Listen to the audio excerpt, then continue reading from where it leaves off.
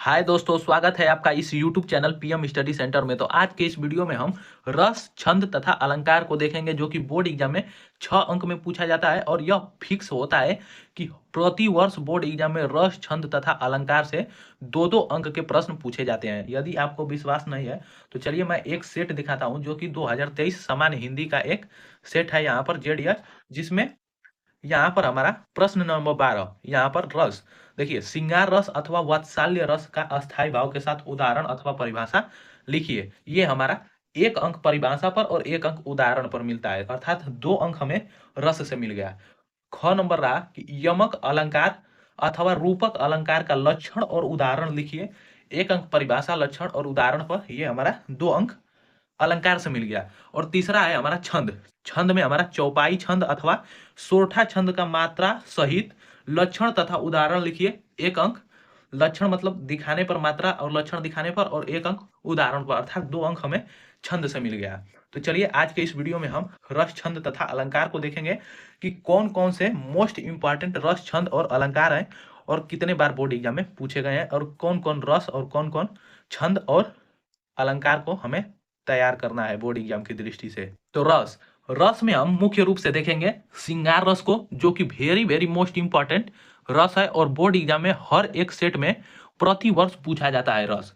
अब देखिए, पहले श्रृंगार रस को देखेंगे रस में, और यहाँ पर दूसरा है हमारा हास्य रस, और तीसरा करुण रस, और चौथा वीर रस है। देखिए, यदि आपको रस में से अच्छा अंक प्राप्त करना है तो सबसे पहले श्रृंगार रस को तैयार करिए। इसके बाद हास्य रस और करुण रस, इनमें से कोई एक रस आप तैयार करिए। और वीर रस बोर्ड एग्जाम में बहुत कम बार पूछा गया है, लेकिन इसे भी आपको बोर्ड एग्जाम में तैयार कर जाना है। दूसरा देखिए, हमारा टॉपिक रहा छंद। छंद से भी बोर्ड एग्जाम में प्रतिवर्ष फिक्स होता है कि 2 अंक का एक छंद पूछा जाएगा, जिसमें हम देखेंगे सोरठा को। सोरठा भी मोस्ट इंपॉर्टेंट है। दोहा, चौपाई, और ये रोला। रोला तो बोर्ड एग्जाम में बहुत कम बार पूछा गया है, लेकिन इसे भी तैयार करेंगे। सबसे पहले छंद में आपको सोरठा को तैयार करना है। सोरठा सोरठा को, अब देखिए, दोहा और सोरठा, इन दोनों में से कोई एक को आपको तैयार करना है। और चौपाई को जरूर तैयार करना है, और रोला को भी आप तैयार कर सकते हैं। अब देखिए, अलंकार में यहाँ पर हमारे 6 अलंकार दिए गए हैं, जिसमें से 2 अंक का हमारा अलंकार प्रतिवर्ष बोर्ड एग्जाम में पूछा जाता है, और इस वर्ष के भी बोर्ड एग्जाम में पूछा जाएगा। जिसमें पहला अनुप्रास अलंकार, दूसरा यमक अलंकार, तीसरा श्लेष अलंकार, चौथा उपमा अलंकार, पांचवा रूपक अलंकार, और छठवां उत्प्रेक्षा अलंकार। तो देखिए, अनुप्रास अलंकार तो बहुत ही आसान है, इसे कोई भी आसानी से याद कर सकता है। लेकिन इनमें से हम यमक अलंकार भी बोर्ड एग्जाम में पूछा गया है 2023 के। श्लेष अलंकार भी मोस्ट इंपॉर्टेंट अलंकार है। उपमा और रूपक और ये उत्प्रेक्षा, ये तीनों पांचों हमें आज के इस वीडियो में तैयार करेंगे। तो चलिए आज के इस वीडियो को हम शुरू करते हैं। और यदि आपको यह वीडियो पसंद आए तो इसे ज़्यादा से ज़्यादा लाइक, शेयर और चैनल को सब्सक्राइब करना ना भूलें, और वीडियो को पूरे लास्ट तक बने रहिए। चलिए आज के इस वीडियो को शुरू करते हैं। तो हमारा रस में हम पहला देखेंगे टॉपिक श्रृंगार रस।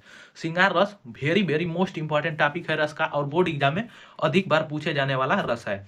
तो श्रृंगार रस देख लीजिए कितनी बार बोर्ड एग्जाम में पूछा गया है। श्रृंगार रस परिभाषा, जहां अस्थाई भाव, विभाव, अनुभाव तथा संचारी भाव के संयोग से रति नामक मनोविकारी भाव उत्पन्न हो, उसे श्रृंगार रस कहते हैं। श्रृंगार रस का परिभाषा है कि जहां अस्थाई भाव, विभाव, अनुभाव तथा संचारी भाव के संयोग से रति, श्रृंगार रस का अस्थाई भाव रति नामक मनोविकारी भाव उत्पन्न हो, उसे श्रृंगार रस कहते हैं। देखिए, इसका परिभाषा आप इस प्रकार भी दे सकते हैं कि जहां विभाव, अनुभाव तथा संचारी भाव के संयोग से रति नामक अस्थाई भाव जागृत हो, वहां श्रृंगार रस होता है। यह भी एकदम करेक्ट परिभाषा है। चलिए उदाहरण को देखते हैं। उदाहरण रहा हमारे श्रृंगार रस का कि राम के रूप निहारत जानकी, कंगन के नग की परछाई, या वो सबे भूल गई, कर टेकी रही पल टारत नाही।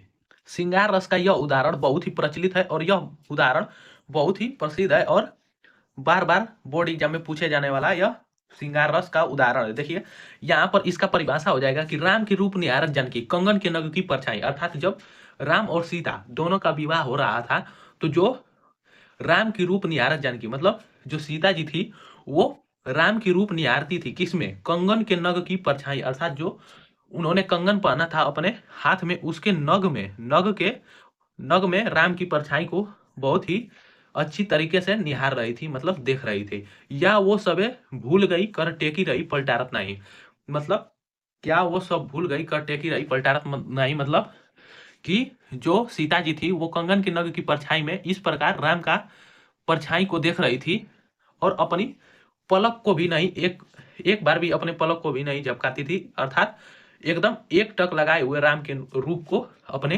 कंगन के नग की परछाई में देख रही थी। चलिए इसका स्पष्टीकरण हो जाएगा। स्पष्टीकरण भी लिखना जरूरी होता है, कभी कभी बोर्ड एग्जाम में पूछ देता है। तो स्पष्टीकरण, स्पष्टीकरण में हमें अस्थाई भाव, इसका अस्थाई भाव क्या होगा, इस उदाहरण में अस्थाई भाव क्या है। तो यहाँ पर श्रृंगार रस देख रहे हैं, तो इसका अस्थाई भाव हो जाएगा हमारा रति। श्रृंगार रस का स्थाई भाव रति। आलंबन, आलंबन यहाँ पर क्या हो जाएगा, तो आलंबन यहाँ पर राम हो जाएगा, राम। यहाँ पर देखिए, यहाँ पर आश्रय, आश्रय में स्पष्टीकरण, आश्रय में हमारा हो जाएगा सीता। मतलब कौन आश्रित है, आश्रित आश्रय, आश्रय का मतलब आश्रित होना, मतलब उस पर निर्भर होना, तो यहाँ पर सीता हो जाएगा। उद्दीपन, उद्दीपन का मतलब होता है कि यह जो उदाहरण दिया गया है इसमें हमें कैसा वातावरण दिखाई दे रहा है। तो यहाँ पर शादी का वातावरण है, तो लिखेंगे शादी का वातावरण, शादी का वातावरण। अब देखिए संचारी भाव, इसमें कौन सा संचारी भाव है, मतलब कौन सी यहाँ पर भाव जागृत हो रहा है। तो एक तो हमारा अस्थाई भाव रति जागृत हो रहा है, और रति के साथ साथ शादी का वातावरण है, तो इसमें खुशहाली होगी चारों ओर, अर्थात ये हमारा हास्य, मतलब इसका संचारी भाव खुशी, तो खुशी का भाव यहाँ पर उत्पन्न है। तो ये है हमारा श्रृंगार रस, जो कि मोस्ट इंपॉर्टेंट है, आपको बोर्ड एग्जाम में भी इसी प्रकार लिखना होगा। चलिए अगले रस को देखेंगे, जो कि हमारा हास्य रस है। दूसरा रहा हमारा रस हास्य रस, यह भी मोस्ट इंपॉर्टेंट रस है और बोर्ड एग्जाम में हर साल पूछा जाता है। परिभाषा, जहां विभाव, अनुभाव तथा संचारी भाव के संयोग से हास्य नामक अस्थाई भाव उत्पन्न हो, उसे हास्य रस कहते हैं, या वहां हास्य रस होता है। उदाहरण, कर्जा देता वो मित्र को वो मूर्ख कहलाए, महामित्र वो यार है जो पैसा लौटाए। मतलब इसका अर्थ हो जाएगा कि कर्जा देता मित्र को, कर्जा देता वो मित्र को वो मूर्ख कहलाए, अर्थात जो मित्र अपने मित्र को कर्जा देता है, धन रुपये पैसा देता है, वो सबसे बड़ा मूर्ख है, और महामूर्ख वो यार है जो उस दिए गए मित्र का पैसा लौटा रहा है। इसका हो जाएगा ये अर्थ। चलिए स्पष्टीकरण को देखेंगे। तो स्पष्टीकरण, हास्य रस को देख रहे हैं, तो इसका अस्थाई भाव, हास्य रस का अस्थाई भाव क्या हो जाएगा यहाँ पर, तो यहाँ पर हास्य नामक अस्थाई भाव उत्पन्न हो रहा है, अर्थात यहाँ पर अस्थाई भाव हमारा हास्य हो जाएगा। अब देखिए यहाँ पर आलंबन, आलंबन में क्या हो जाएगा, मतलब आलंबन में हमारा यहाँ पर उदाहरण है कि मित्र, मतलब एक मित्र दूसरे मित्र को पैसा दे रहा है, कर्जा दे रहा है, तो यहाँ पर आलंबन मित्र हो जाएगा। और आश्रय, आश्रय मतलब यहाँ पर कौन आश्रित है, तो कवि मित्र, दो मित्रों के बारे में वर्णन कर रहा है, अर्थात यहाँ पर कवि। उद्दीपन, उद्दीपन का मतलब यहाँ पर कैसा भाव, कैसा वातावरण है, तो मित्रों का व्यवहार यहाँ पर देखा जा रहा है कि एक दूसरे को वो धन कर्जा दे रहे हैं, तो मित्रों का व्यवहार। संचारी भाव, संचारी भाव का मतलब यहाँ पर कौन सा भाव उत्पन्न हो रहा है, तो यहाँ पर हंसी का भाव उत्पन्न हो रहा है, अर्थात हर्ष। अनुभाव, अनुभाव का मतलब कर्जा लौटाना, कर्जा, इस उदाहरण में अनुभाव का अर्थ है कर्जा लौटाना, लौटाना। तो ये है हमारा हास्य रस का परिभाषा, उदाहरण और स्पष्टीकरण। चलिए अगले रस को देखते हैं। तो अगला रस रहा हमारा करुण रस। तो तीसरा हमारा रस रहा करुण रस, यह भी मोस्ट इंपॉर्टेंट रस है और बोर्ड एग्जाम में हर साल पूछा जाता है किसी न किसी सेट में। आपके सेट में कौन सा रस पूछ दे ये कोई नहीं बता सकता स्पष्ट रूप से, लेकिन यदि आप इन 3 से 4 रसों को बढ़िया से तैयार कर लेते हैं तो आप बोर्ड एग्जाम में अच्छे से अच्छे अंक ला सकते हैं। तो करुण रस परिभाषा, जहां विभाव, अनुभाव तथा संचारी भाव के प्रयोग से या संयोग से शोक नामक अस्थाई भाव उत्पन्न हो, वहां करुण रस होता है, या उसे करुण रस कहते हैं। देखिए उदाहरण रहा हमारा कि हे खग हे मधुकर श्रेणी, तुम देखी सीता मृगनयनी। यह जो है करुण रस का उदाहरण, यह बहुत ही प्रचलित है, आज से नहीं बहुत युगों से यह करुण रस का उदाहरण है, और बोर्ड एग्जाम में अधिक बार यह परिभाषा और उदाहरण लिखा गया है। तो हे खग हे मधुकर श्रेणी, तुम देखी सीता मृग नैनी, मतलब कवि कहते हैं, कवि क्या यहाँ पर राम जी कहते हैं, जब सीता का अपहरण हो गया था और राम जी सीता माता को वन में बहुत भटकते भटकते खोज रहे थे, तब वो पक्षियों और मधुकर श्रेणी, मतलब वो कह रहे थे कि हे खग मतलब हे पक्षी, हे मधुकर श्रेणी, तुम देखी सीता मृग नयनी, क्या तुम मृग मतलब हिरण जैसे नयन वाली सीता को कहीं देखे हो। तो यहाँ पर राम जी, इस उदाहरण में राम जी का वर्णन किया गया है। तो स्पष्टीकरण, स्पष्टीकरण हमारा हो जाएगा अस्थाई भाव। इसमें कौन सा भाव उत्पन्न हो रहा है? तो यहाँ पर दुख के कारण राम जी इधर उधर वन में सीता माता को खोज रहे हैं, तो यहाँ पर शोक का भाव उत्पन्न हो रहा है। तो अस्थाई भाव शोक। अब देखिए आलम्बन, आलम्बन क्या हो जाएगा? तो किसे खोज रहे हैं यहाँ पर? तो सीता को, तो ये हो जाएगा सीता। आश्रय मतलब कौन आश्रय है? तो राम जी यहाँ पर आश्रय हैं किस पर? सीता को खोज रहे हैं। उद्दीपन, उद्दीपन मतलब कैसा भाव यहाँ पर है, कौन सा वातावरण यहाँ पर उत्पन्न हो रहा है? तो वन का वातावरण है, क्योंकि वन में भगवान राम सीता माँ को खोज रहे हैं, तो वातावरण। अगला हमारा रहा स्पष्टीकरण संचारी भाव। संचारी भाव मतलब यहाँ पर कैसा भाव उत्पन्न हो रहा है? तो यहाँ पर शोक है, करुण रस है, तो इसका अस्थाई भाव शोक है। तो यहाँ पर दुख प्रकट हो रहा है, मतलब इसका संचारी भाव हो जाएगा दुख। तो ये रहा हमारा करुण रस, जिसका परिभाषा और उदाहरण। चलिए अगले रस को देखेंगे जो कि है वीर रस। वीर रस परिभाषा, जहां विभाव, अनुभाव तथा संचारी भाव के संयोग से उत्साह नामक अस्थाई भाव उत्पन्न हो, वहां वीर रस होता है, उसे वीर रस कहते हैं। जहां विभाव, अनुभाव तथा संचारी भाव के संयोग से उत्साह नामक अस्थाई भाव उत्पन्न होता है, वहां वीर रस होता है। देखिए उदाहरण रहा हमारा, बहुत ही प्रचलित उदाहरण है कि बुंदेलो हरबोलो के मुंह से सुनी कहानी थी, खूब लड़ी मर्दानी वो तो झांसी वाली रानी थी। तो इस उदाहरण में रानी लक्ष्मीबाई की वीरता और उनकी साहस का वर्णन किया गया है कि बुंदेलो हरबोलो के मुंह से सुनी कहानी थी, खूब लड़ी मर्दानी वो तो झांसी वाली रानी थी। यहाँ पर जो बुंदेलखंड के लोग थे वो अपने मित्रों और साथियों के हृदय में वीरता और साहस का भाव जागृत करने के लिए इस उदाहरण को बोले। ये हमारा युद्ध क्षेत्र का वातावरण है, जिसमें बुंदेलो हरबोलो के मुंह से सुनी कहानी थी, खूब लड़ी मर्दानी वो तो झांसी वाली रानी थी। यह वीर रस का उदाहरण है, क्योंकि इस उदाहरण में वीरता का भाव जागृत हो रहा है। तो ये हमारा वीर रस का उदाहरण है। स्पष्टीकरण हो जाएगा हमारा अस्थाई भाव। वीर रस का अस्थाई भाव क्या होता है? तो वीर रस का अस्थाई भाव हमारा उत्साह होता है, तो ये हो जाएगा उत्साह। अब आलम्बन, आलम्बन क्या हो जाएगा हमारा? आलम्बन का मतलब किसके बारे में वर्णन किया जा रहा है? तो यहाँ पर रानी लक्ष्मीबाई मतलब झांसी की रानी के बारे में वर्णन किया जा रहा है, तो यहाँ पर हो जाएगा झांसी की रानी। अब आश्रय, आश्रय मतलब झांसी की रानी के बारे में कौन वर्णन कर रहा है? तो बुंदेलो, तो यहाँ पर बुंदेलखंड के लोग हो जाएगा, या बुंदेलो, बुंदेलो भी हम लिख सकते हैं। अब देखिए उद्दीपन, उद्दीपन का मतलब कैसा वातावरण है, कैसा कैसा वातावरण है, कैसी परिस्थिति उत्पन्न हुई है? तो यहाँ पर युद्ध का वातावरण है, तो हो जाएगा हमारा युद्ध का क्षेत्र या युद्ध का वातावरण। अब देखिए संचारी भाव, कैसा भाव उत्पन्न हो रहा है? तो इस दोहे को सुनकर यहाँ पर सबके हृदय में उत्साह का भाव जागृत हो रहा है, अर्थात सब लोग उत्सुक हो रहे हैं युद्ध क्षेत्र में। तो यहाँ पर संचारी भाव हो जाएगा उत्सुक। चलिए ये थे हमारे 4 वेरी वेरी मोस्ट इंपॉर्टेंट रस, जो कि बोर्ड एग्जाम में पूछे जा चुके हैं, और प्रति वर्ष किसी न किसी सेट में इन चारों रसों को पूछा जाता है। आपके बोर्ड एग्जाम में, आपके पेपर, आपके सेट में कौन सा रस दे दे, आपको ये चारों तैयार करना है। चारों में से कम 3 रस तैयार करना है। चलिए अब देखेंगे छंद को। तो अब हमारा टॉपिक रहा छंद।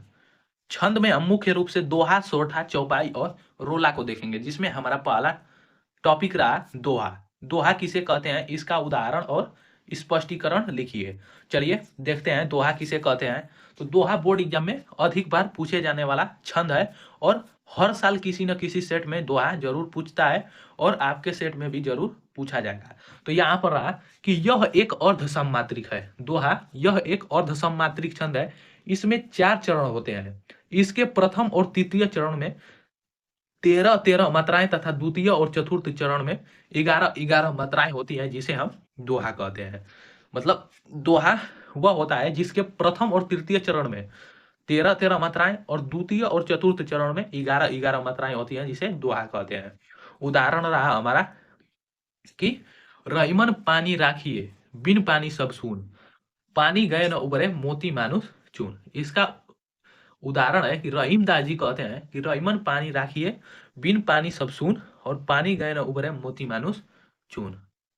रहीमन पानी राखिए बिन पानी सब सून, और पानी गए न उबरे मोती मानुष चून। अब देखिए कहा जाता है, प्रश्न इस प्रकार पूछता है कि निम्नलिखित में से किसी एक दोहा अथवा सोठा दे देगा, दोहा अथवा चौपाई दे देगा, इसका परिभाषा और मात्रा सहित इसके उदाहरण को दर्शाइए। तो देखिए ये तो हमारा उदाहरण हो गया। अब कहा गया है कि इसमें प्रथम और तृतीय चरण में 13-13 मात्रा और द्वितीय और चतुर्थ चरण में 11-11 मात्रा होता है, तो वो हमारा दोहा हो जाता है। तो हम उदाहरण तो दे दिए, क्या यह एक दोहा है? तो इसको सिद्ध करने के लिए, हमें स्पष्ट करने के लिए, इसमें हमें पहला और तीसरा चरण में 13-13 मात्राएं दिखाना होगा, और इसी प्रकार दूसरा और चौथा चरण में 11-11 मात्राओं को स्पष्ट करना होगा। तो देखिए रहीमन में हमारा ये एक हो जाएगा, ही के लिए भी हमारा एक हो जाएगा, म के लिए हमारा एक, और न के लिए भी एक।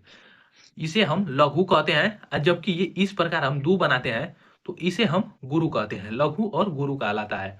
तो इसे एक कह सकते हैं और इसे दो कह सकते हैं, या लघु या गुरु। इसका मान एक होता है, जबकि इस प्रकार जो लिखा जाता है गुरु, उसका मान दो होता है। तो पानी में पा के लिए हम गुरु हो जाएगा, और नी के लिए भी गुरु। राखिए में हम ये हो जाएगा दू, और खी मतलब छोटी का मात्रा है, इसलिए इसका मान एक हो जाएगा, और ए में हमारा दो हो जाएगा, क्योंकि य में ए जुटा हुआ है तो ए हो जाएगा। बिन के लिए हमारा मात्रा एक, और न के लिए एक। पानी में हमारा दो, और ये दो हो गया। सब के लिए हमारा एक, और ये एक। अब शून्य के लिए हमारा दो, और ये हो जाएगा एक। इसी प्रकार दूसरे ये इस पंक्ति में देखेंगे तो पानी के लिए दू, और दू गए के लिए एक, और ये हो जाएगा दो। न के लिए एक, ऊ बड़ा ऊ है तो इसके लिए दो, ब के लिए एक, और रे के लिए दो। अब देखिए मोती मानुष चून, मोती में हमारा दो हो जाएगा इसके लिए और इसके लिए भी। मानस में माँ के लिए दो, और नौ के लिए एक, और स के लिए एक। चून में दो और एक। अब देखिए अब गिनेंगे, यहाँ तक हमारा प्रथम पंक्ति है, तो ये हो जाएगा प्रथम चरण है। तो ये एक एक दू, देखिए दू आ दू चार हो गया, 4 आ 4 8, 2 10 आ 3 13। अर्थात हमारा जो ये पहला चरण है, इसमें ये हमारा 13 मात्राएं हैं। यहाँ तक हमारा 13 मात्राएं हैं प्रथम चरण में। और इसी प्रकार इसे भी गिनेंगे, तृतीय चरण ये है हमारा, तो इसमें भी 4 1 5, 5 2 7, 7 1 8, 8 2 10 और 3 13। इसमें भी 13 मात्राएं हैं, मतलब प्रथम और तृतीय चरण में 13-13 मात्राएं हो गए। अब दूसरा और चौथा चरण को देखेंगे तो इस प्रकार इसे गिनेंगे, तो ये हमारा 2 और 4 6, 6 2 8, 2 10 1 11, ये हमारा 11 मात्रा है। अर्थात इसी प्रकार चौथा देखेंगे तो इसमें भी 11 मात्राएं हैं, अर्थात यह हमारा एक दोहा है, दोहा छंद है। स्पष्टीकरण हो जाएगा कि इस उदाहरण के प्रथम और तृतीय चरण में 13-13 मात्राएं तथा द्वितीय एवं चतुर्थ चरण में 11-11 मात्राएं हैं, अतः यह एक दोहा है। ये हमारा दोहा का परिभाषा, उदाहरण और स्पष्टीकरण हो गया। चलिए अब अगले छंद को देखेंगे, जो कि हमारा सोठा है। सोठा भी बोर्ड एग्जाम में अधिक बार पूछे जाने वाला छंद है, और यह दोहा का उल्टा होता है। तो आप दोहा या सोठा में किसी एक को आप याद कर सकते हैं, या आप दोनों को याद करने में समर्थ हैं तो दोनों को याद कर सकते हैं। तो इसका सोठा का परिभाषा हो जाएगा कि यह एक अर्ध सममात्रिक छंद है। यह दोहा का उल्टा होता है। इसमें 4 चरण होते हैं। पहले एवं तीसरे चरण में 11-11 मात्राएं तथा दूसरे एवं चौथे चरण में 13-13 मात्राएं होती है। जो दोहा होता है उसके पहले एवं तीसरे चरण में 13-13 मात्राएं होती हैं, लेकिन सोठा में 11-11 मात्राएं होती हैं पहले और तीसरे चरण में, और दूसरे और चौथे चरण में 13-13 मात्राएं होती है, जिसे हम सोठा कहते हैं। उदाहरण हो जाएगा कि जो सुमिरत सिद्धि होय, गगन नायक करिवर बदन, आ करहु अनुग्रह सोय, बुद्धि राशि शुभ गुण सदन। देखिए इसे हम इसके मात्रा को दर्शाएंगे कि क्या पहले एवं तीसरे चरणों में 11-11 मात्राएं हैं, पहला और तीसरा में 11-11, और दूसरा और चौथा में क्या 13-13 मात्राएं हैं। तो देखिए जो के लिए हमारा 2 हो जाएगा, मतलब गुरु। सुमिरत में 1 1 1, और ये 1 हो गया। सिद्धि में सी के लिए 1, अधि के लिए 1, होय के लिए हम 2 और 1 का प्रयोग करेंगे। अब देखिए इसे जोड़ेंगे तो ये हमारा 2 और 4 6, 2 8, 2 10 1 11, अर्थात पहले चरण में हमारा ये 11 मात्राएं हो गया। अब देखिए दूसरा में गिनेंगे तो ये 1 1 2 1, और ये 1 हो गया। करिवर में 1 1 1, और ये बदन में 1 1, और ये 1। अब गिनेंगे तो ये 6 हो गया, 6 4 10, और 10 3 13, मतलब दूसरा जो हमारा चरण है उसमें 13 मात्राएं आ गई। तीसरा को गिनेंगे तो करऊ के लिए एक, एक, और ये हूं के लिए एक। अनुग्रह, अनुग्रह में एक, और यहाँ पर अनुग्रह, अनुग्रह में यहाँ पर अनुग्रह, तो यहाँ पर बड़ाऊ ऊ रहेगा, अनुग्रह में बड़ाऊ का मात्रा रहता है, तो ये अनुग्रह, करऊ अनुग्रह, तो इसके लिए हो जाएगा 2 1 1। देखिए इसे जब करऊं अनुग्रह सोए तो 2 और ये 1, सोए के लिए 2 1, इसे जोड़ेंगे तो 3 और ये 5, 8 हो जाएगा, और 8 और 3 11, मतलब तीसरे चरण में भी हमारा 11 मात्राएं आ गई। चौथे चरण को देखेंगे तो बुद्धि, तो ये हो जाएगा हमारा 1, बुद्धि में हमारा 1, और द में धी है, द और द धी, तो दी रहता तो 1 लगाते हैं, लेकिन द में ध है तो यहाँ पर 2 लिख सकते हैं। राशि के लिए 2 और 1, शुभ के लिए 1 और 1, गुण में हमारा हो जाएगा 2 और 1, यहाँ पर हो जाएगा सदन में 1 1 और ये 1, तो इस प्रकार इसे जोड़ेंगे तो ये हमारा हो जाएगा 3 3 6 2 8, और 8 2 10 1 11, और 3 14, यहाँ पर 13। यहाँ पर गुण है तो गुण में ये हमारा छोटा ऊ रहता है, तो यहाँ पर 13 मात्राएं होगी, यहाँ पर 1 होगा, लघु यहाँ पर होगा। इस प्रकार चौथे चरण को भी गिनेंगे तो 13 मात्राएं होगी।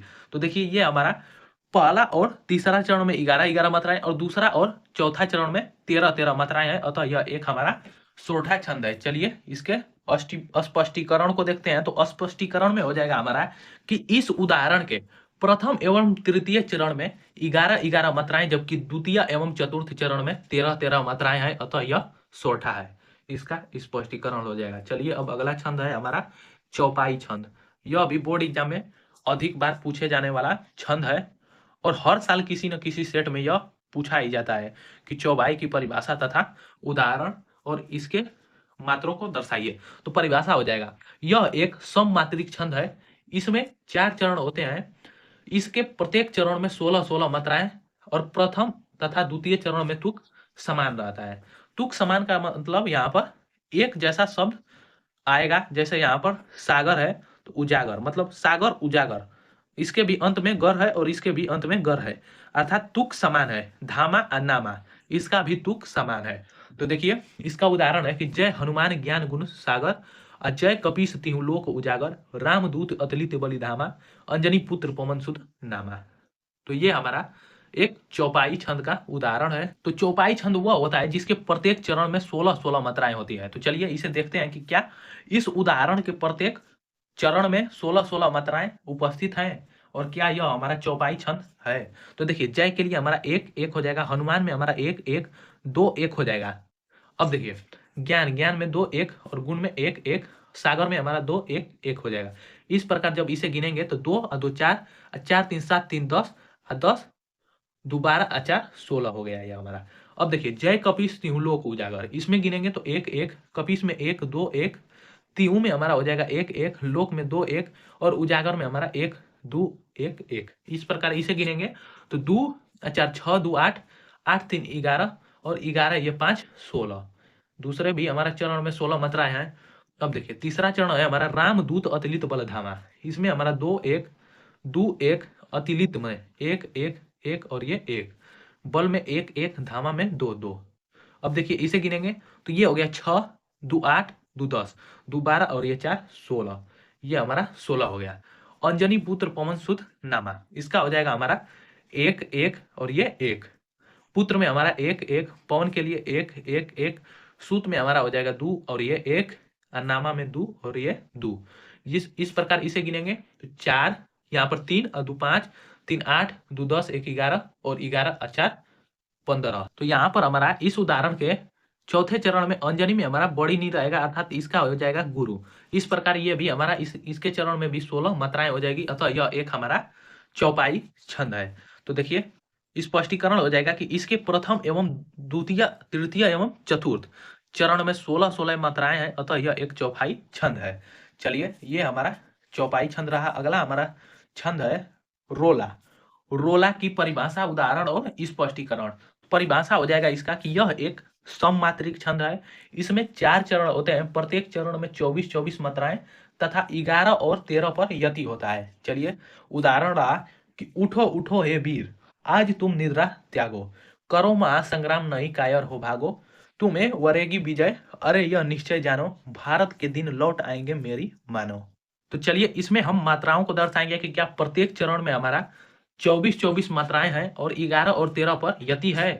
देखिए उठो, उठो में हमारा 1 और ये 2, यहाँ पर भी 1 और ये 2, हे में हमारा हो जाएगा 2, अबीर के लिए 2 और ये 1, आज में हमारा 2 और 1, तुम के लिए 1 1, निद्रा में हमारा 1 और त्रा के लिए हमारा 2 हो जाएगा। त्यागो, त्यागो के लिए हमारा 1, यागो के लिए 2 और ये गो के लिए 2। अब इस प्रकार जोड़ेंगे तो 3 3 6 2 8 8 3 11, मतलब यहां से हम देखेंगे तो ये हमारा 11 मात्राएं हैं यहाँ तक, और यहाँ पर कामा दिया गया है। कामा का मतलब यहाँ पर थोड़ा सा रुकना है, मतलब इसी के लिए कहा गया है कि 11 और 13 पर यति होता है। इस प्रकार जब इसे जोड़ेंगे तो ये हमारा हो जाएगा 3 2 5 1 6 2 8 और 8 1 9 2 11 और ये 2 13, मतलब 11 और 13 पर हमारा यति है। और इसके प्रत्येक चरण में ये 24 मात्रा, इसी प्रकार इसे भी गिनेंगे तो ये 24, ये भी 24 और ये भी हमारा 24 मात्राएं होगी। तो ये प्रत्येक चरण में हमारा 24-24 मात्राएं हैं, अतः यह हमारा एक रोला है। स्पष्टीकरण में इसी को लिखना होता है कि इस उदाहरण के प्रत्येक चरण में 24-24 मात्राएं हैं तथा 11 और 13 पर यति है, यह एक रोला छंद है। तो ये हो गया हमारा रोला का स्पष्टीकरण। तो आपको बोर्ड एग्जाम के लिए छंद में दोहा, सोरठा, चौपाई और रोला, इनमें से मुख्यतः आपको दोहा या सोरठा दोनों में से कोई एक और चौपाई को आपको जरूर तैयार कर लेना है। तो ये हो गया हमारा छंद। चलिए अब अलंकार को देखेंगे। तो अब रहा हमारा अलंकार। अलंकार, सबसे पहले यह जानते हैं कि अलंकार किसे कहते हैं। तो काव्य की शोभा बढ़ाने वाले शब्दों को ही हम अलंकार कहते हैं। अलंकार दो प्रकार के होते हैं, एक शब्द अलंकार होता है और एक अर्थालंकार होता है। शब्द अलंकार में हमारा अनुप्रास, यमक और श्लेष अलंकार आता है, जबकि अर्थालंकार में हमारा उपमा, रूपक और उत्प्रेक्षा अलंकार आता है। तो हम सबसे पहले अलंकार में अनुप्रास अलंकार को देखेंगे, जो कि एक इंपॉर्टेंट अलंकार है और बोर्ड एग्जाम में पूछा गया अलंकार है। और परिभाषा और उदाहरण भी एकदम आसान है, जो कमजोर से कमजोर छात्र भी इसे जरूर तैयार कर लिया होगा और कर लेगा। परिभाषा, जहां एक ही अक्षर की आवृत्ति बार बार हो उसे अनुप्रास अलंकार कहते हैं, या वहां अनुप्रास अलंकार होता है। उदाहरण, तरनी तनुजा तट तमाल तरुवर बहु छाय, मतलब इसका परिभाषा है कि जहां एक ही अक्षर की आवृत्ति बार बार हो वहां अनुप्रास अलंकार होता है। तो इस उदाहरण में हमारा तरनी, तरनी में त वर्ण है, तनुजा इसमें भी त है, तट, तट में भी त है, तमाल में भी हमारा त है, तरुवर में भी हमारा त है, बहु छाय, तरनी तनुजा तट तमाल तरुवर बहु छाय, मतलब इस उदाहरण में त वर्ण की आवृत्ति, तो जो हमारा अक्षर लेटर है उसकी आवृत्ति बार बार हुई है। स्पष्टीकरण में इसी को लिखना है। तो इसका स्पष्टीकरण हो जाएगा कि इस उदाहरण में तो अक्षर की आवृत्ति बार बार हुई है, अतः यह हमारा अनुप्रास अलंकार है। चलिए अब दूसरे अलंकार को देखते हैं, जो कि हमारा यमक अलंकार है और बोर्ड एग्जाम में यह इस वर्ष, पिछले वर्ष के बोर्ड एग्जाम में पूछा गया था। परिभाषा, जहां पर एक ही शब्द का प्रयोग एक से अधिक बार भिन्न भिन्न अर्थों में हो वहां यमक अलंकार होता है। इसका परिभाषा है कि जहां पर एक ही शब्द का प्रयोग एक से अधिक बार भिन्न भिन्न अर्थों में हो। देखिए उदाहरण रहा कि काली घटा का घमंड घटा, काली घटा का घमंड घटा, यहाँ पर घटा शब्द है और यहाँ पर भी घटा शब्द है। एक ही शब्द है घटा, लेकिन उसका दो बार प्रयोग हुआ है भिन्न भिन्न अर्थों में। यहाँ पर दूसरा उदाहरण रहा कि कनक कनक ते 100 गुनी माँ दत्ता अधिकाय, या खाए बौराय जगवा पाए बौराय, मतलब यहाँ पर कनक कनक इसमें भी एक ही शब्द है कनक, लेकिन इसकी आवृत्ति दो बार हुई है भिन्न भिन्न अर्थों में। एक कनक का अर्थ होता है सोना, जबकि एक कनक का अर्थ होता है धतूरा। इसका अर्थ हो जाएगा इस उदाहरण का कि कनक मतलब सोना, सोना की अधिकता, मतलब सोना को पा जाने के बाद लोग पागल हो जाते हैं, बौरा जाते हैं। इसी प्रकार जब धतूरा, एक कनक का अर्थ है धतूरा, धतूरा को भी खा लेने पर आदमी पागल सा हो जाता है, बौरा जाता है। यह हो जाएगा इसका उदाहरण। स्पष्टीकरण हो जाएगा कि इस उदाहरण में घटा तथा कनक शब्द दो बार भिन्न भिन्न अर्थों में आया है, अतः यह हमारा अलंकार यमक अलंकार है। चलिए अगला अलंकार रहा हमारा श्लेष अलंकार। श्लेष अलंकार की परिभाषा, तो जहां एक ही शब्द की आवृत्ति एक बार हो परंतु उसके एक से अधिक अर्थ हो, वो हमारा श्लेष अलंकार होता है। श्लेष अलंकार वह होता है जहां एक ही शब्द की आवृत्ति एक बार हो परंतु उसके एक से अधिक अर्थ हो। इसमें हमारा रईमन पानी राखिए बिन पानी सब सून, अब पानी गए ना उबरे मोती मानुष चून।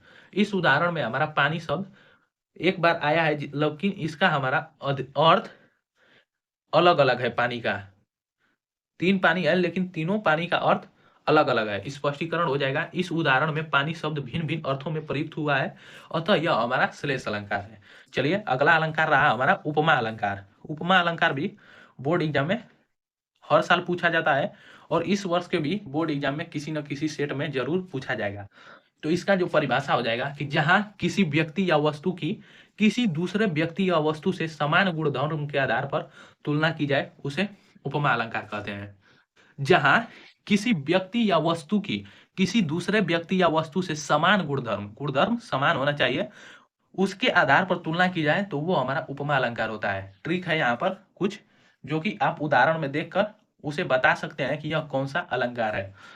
सा ऐसा जैसा ज्यों समान, ये ट्रिक है। यदि किसी उदाहरण में सा ऐसा जैसा ज्यों और समान दिखाई दे तो वो हमारा उपमा अलंकार होता है। उदाहरण, मुख चंद्र सा सुंदर है।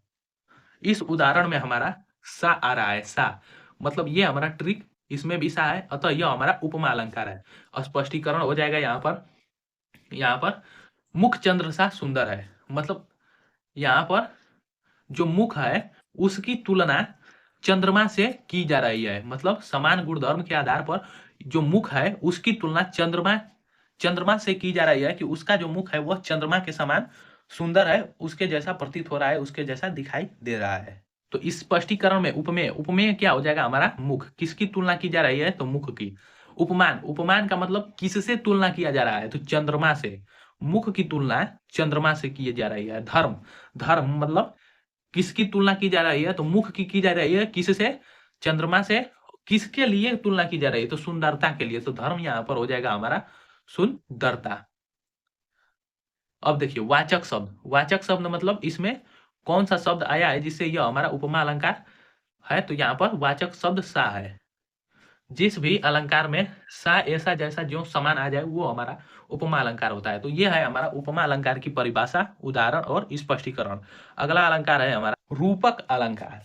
रूपक अलंकार भी एक मोस्ट इंपॉर्टेंट अलंकार है। तो इसका जो परिभाषा हो जाएगा कि जहां उपमेय में उपमान का भेद रहित आरोप हो, वहां रूपक अलंकार होता है। भेद रहित आरोप हो मतलब भेद रहित, अर्थात कुछ इसमें भेद हो, आरोप हो, वह हमारा रूपक अलंकार हो। उदाहरण हो जाएगा हमारा कि चरण कमल बंदो हरि राई। मतलब ये जो चरण मतलब पैर, जो चरण है वो कमल बंदो हरि राई, मतलब चरण की तुलना यहाँ पर कमल से की जा रही है, अतः यह हमारा एक रूपक अलंकार है। तो यहाँ पर चरण की तुलना किससे की जा रही है, कमल की।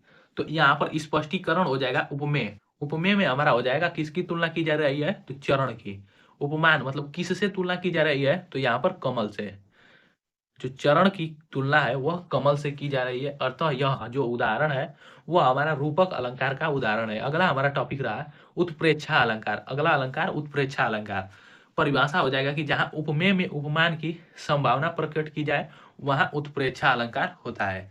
जहां उपमेय में उपमान की यहाँ पर संभावना प्रकट हो, मतलब जिस अलंकार में संभावना प्रकट हो वह हमारा रूपक अलंकार होता है। ट्रिक हो जाएगा कि मनु मानो, जनहु जानो, जनु जैसा। यह सब आपको यदि किसी उदाहरण में दिखाई दे तो वो हमारा उत्प्रेक्षा अलंकार होता है। चलिए उदाहरण देखते हैं। तो पहला हमारा उदाहरण रहा कि धाय धाम काम सब त्यागी, मनहु रंध निधि लूटन लागी। देखिए यहाँ पर मनो मानो, जनु जानो, जनु जैसा, और यहाँ पर एक लिख सकते हैं जनहु।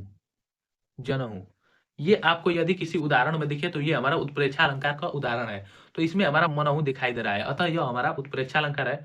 दूसरा अलंकार है मुख मानो चंद्र है। मुख मानो चंद्र है, तो यहाँ पर हो जाएगा मुख की तुलना किससे की जा रही है, चंद्रमा से की जा रही है। यहाँ पर जो हमारा था उपमा अलंकार था उसमें समान गुण धर्म के आधार पर तुलना की जाता था, लेकिन यहाँ पर स्पष्ट कह दे रहा है कि मुख मानो चंद्र है, मतलब मुख एकदम चंद्रमा ही है। तो यहाँ पर उपमेय हो जाएगा मुख, उपमेय हो जाएगा यहाँ पर मुख, और उपमान हो जा रहा है मतलब किसका तुलना किया जा रहा है, तो वो उपमेय हो जाएगा। तो मुख की तुलना की जा रही है, किससे की जा रही है, तो चंद्रमा से। तो ये हो जाएगा हमारा उपमान। अब वाचक शब्द मतलब इसमें कौन सा वाचक शब्द है, तो मानो। दूसरे वाले उदाहरण में मानो है, जबकि पहले उदाहरण में जनहू है। यहाँ पर मानो मतलब इस उदाहरण में हमारा मानो दिख रहा है शब्द मानो, तो ये हमारा उत्प्रेक्षा अलंकार हो जाएगा। तो ये थे हमारे हिंदी के कुछ महत्वपूर्ण रस, छंद और अलंकार, जो कि बोर्ड एग्जाम में हर साल फिक्स होता है कि इनमें से आपको 6 अंक मिलेगा ही मिलेगा। तो आज के वीडियो में बस इतना ही, और मैं उम्मीद करता हूँ कि आप इन सभी रस, इन सभी छंद और ये सभी अलंकार को आप जरूर तैयार कर लेंगे, और बोर्ड एग्जाम की दृष्टि से आप, और बोर्ड एग्जाम में आप अधिक से अधिक अंक हिंदी के पेपर में प्राप्त कर सकेंगे। तो आज के इस वीडियो में बस इतना ही, मिलते हैं नेक्स्ट वीडियो में। और यदि आपको यह वीडियो बहुत पसंद आया होगा तो इसे ज़्यादा से ज़्यादा लाइक, शेयर और चैनल को सब्सक्राइब करना ना भूलें। और वीडियो को पूरे लास्ट तक देखने के लिए बहुत बहुत धन्यवाद।